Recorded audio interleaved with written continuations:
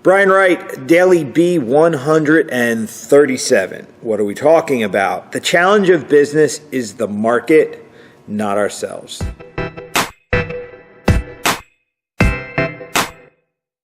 Hey, this is Brian Wright from BrianWright732.com and fitin.com, PHITIN.com.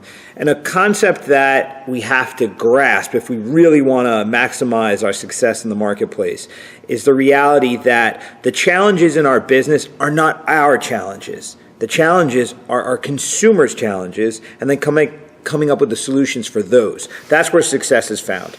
So why am I talking about this? So I've talked to numerous business owners. I do this all the time because it's my job. So I'm talking to someone in particular yesterday, and I said, all right, rewind a little bit. I've got a client that is looking to start a new division of their company, going into a different way of selling what they already sell.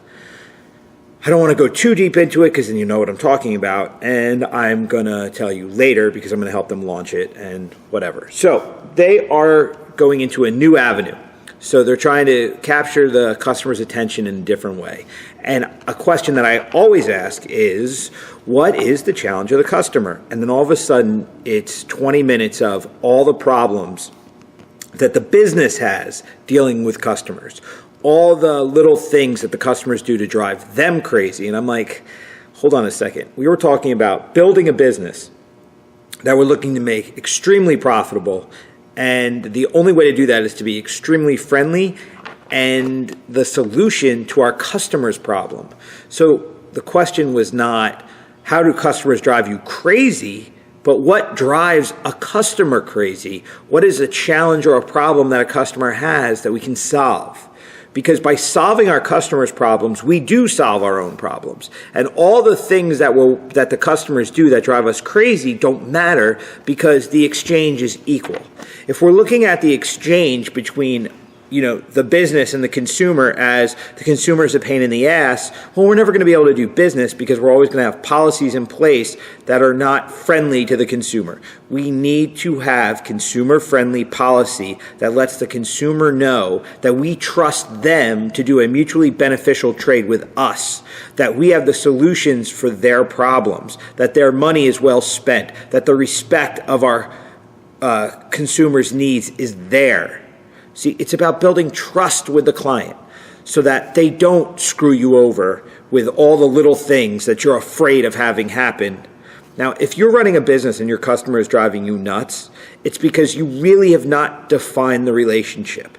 You cannot allow the customer to define the relationship. You have to define it by your behavior. And that doesn't mean you have to have crazy hard rules and hammer them with all these very specific details. It means that you do business in a way that is very clear about what it is you do, why you do it, what it achieves for you, what it achieves for them, the benefits that they're going to have, the reasons why they should be happy, not pissed off. I mean, it's very, very specific. Again, take specific action to get specific results. So if you want to have a mutually beneficial trade between your business and your consumer in a way that doesn't drive either one of you crazy, creates value for your consumer, which creates profits for you, you have to tell the right story. So your story has to be one that truly explains the pipeline, that truly explains the benefit, that points out all the different nuances of your business and how it interacts with your consumer that makes it work. That's why storytelling is so important. That's why your policy can end up being enforced through storytelling versus having fine print on every document that you're going to ram up a customer's ass when they piss you off. So you shouldn't be pissing off your customer.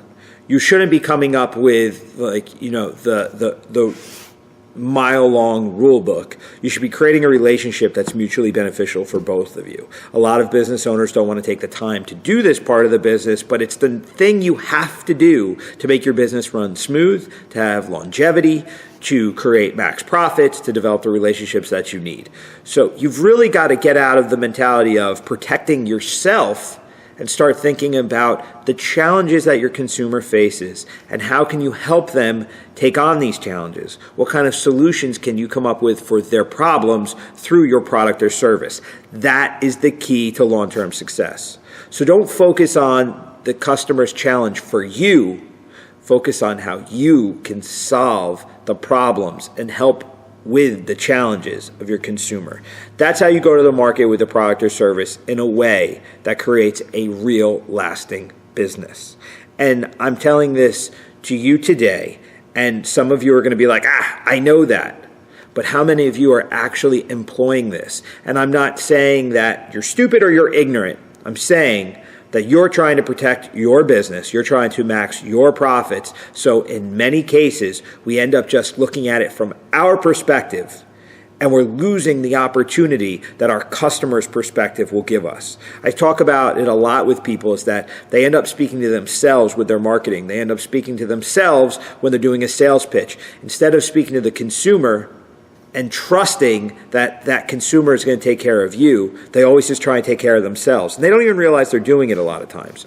So again, if you're in business that relies on other people giving you money for a product or service, you better make it about them, not about you. You will get yours if they get theirs first. So give them more to get more. It really is true. You have to give quite a bit to get the max value back for yourself. You can't just take. The marketplace will shut you off at some point. So get in the habit of giving. I'm not saying be a charity. I'm saying be really good at understanding the needs of your customer.